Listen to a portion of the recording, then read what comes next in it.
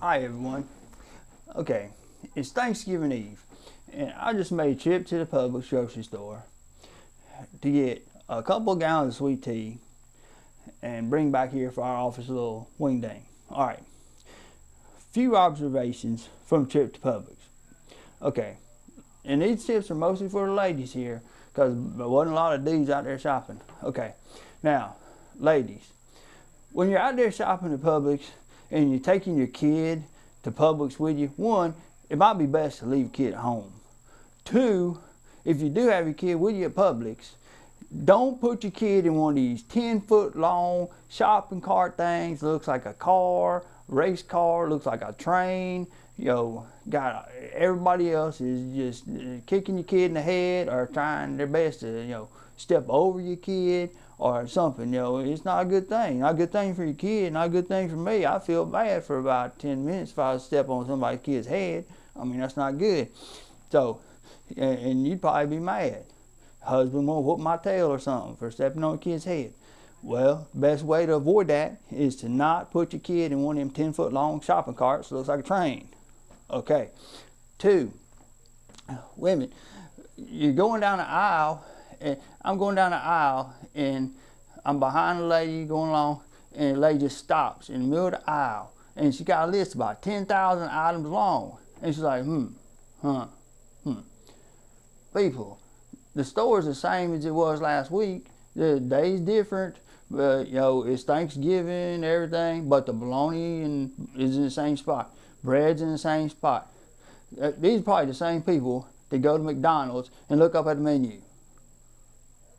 They got hamburgers, people. McDonald's got hamburgers. They had hamburgers a year ago, 2 years ago, 10 years ago, 50 years ago. Hamburgers. Same with Publix. Stuff's on aisle 12 like it was last week, like it'll be next week. So know where your stuff's at. Make you a strategy. Get out there and attack that shopping. Okay, another thing. A lot of people, a lot of women there, well, quite frankly, looking real good. They just come from work, everything is done up. Had their hair done, makeup on, everything dressed up, looking real good. Other women, okay, word to the wise. Now, women, y'all know that when y'all are going out shopping like this, men are going there shopping for you. They are. So do your hair up. Do your hair up, makeup, get your hair did up, make your makeup, get that straight, get your clothes looking good, not any dang pajamas or sweatpants or something. Have yourself looking good, and you attract a higher quality man. Any woman's going to attract some kind of man, but with your hair all jacked up and your makeup off and your eyeliner from 2 days ago still on, you're going to attract a man that's there looking for beer.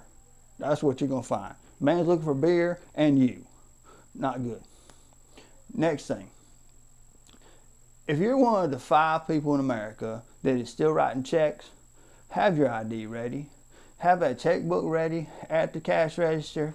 Have your ID ready because they're going to ask for it when they do the little check and they got to sign off on it. Maybe call customer service, whatever. Come over and sign off because you're one of the people that's left that's still writing checks. You know that. You know the procedure. And heaven forbid, if you're writing a check for $6, don't get that bad boy declined.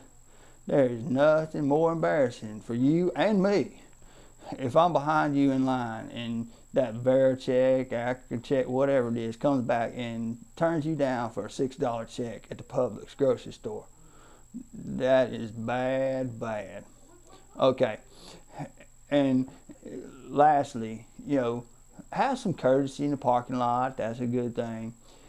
And I was so glad that I navigated the parking lot today without stepping in somebody's Hubba Bubba or Bubbalicious that's down there on the ground. That's the usual thing. You can usually see some flattened Bubbalicious or somebody's Hubba Bubba that's like half scraped up. You can see it down there on the ground where somebody else has already stepped in it. A little bit of a warning thing.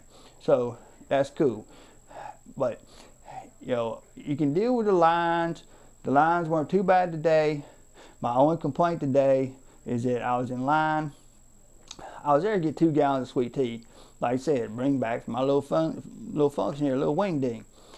But I'm standing in line so dang long, and they got that cooler there. What do? I buy a Fanta drink, an orange drink. It's not even a Sunkiss or an Orange Crush, a Fanta. I don't think I ever drank a Fanta in my life, but it was there and it looked good. And I was parched like the Sahara, so I bought myself a Fanta drink. And so now, what the heck? I get back to the office. I got 2 gallons of sweet tea. We got orange juice. We got all kinds of drinks, lemonade and stuff. The had all on, and that Fanta that's just gonna sit there. I paid $1.69 for. That's no good. So hopefully I've given you some tips, and it's going to help you navigate Thanksgiving Eve at your local grocery store. Little tips for women, little tips for folks in general. But may you have a safe holiday season, great holiday weekend. Black Friday's coming up. Everybody stay safe. May God bless you and yours, and have a happy Thanksgiving.